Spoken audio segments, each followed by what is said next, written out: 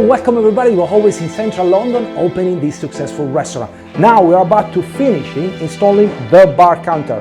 This bar counter is beautiful. You know, we've got like a nice oak on the top and a combination of tiles, you know, natural tiles. Now the top, what we've been doing is a top with a LED lighting system with the same Himalaya salt related with this concept bar. Now remember, we got two types of bar. Usually, you know, this is a normal bar, okay, where I can get a drink, but I could have a gastronom bar.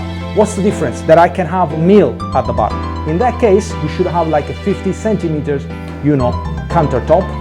Usually, in a normal bar, it's around 35. Remember, if you're looking to open a successful restaurant or business here in London or everywhere in the world, we have a company for you. If you're looking to find a business partner, we can help you. If you want to sell your business, we can help you.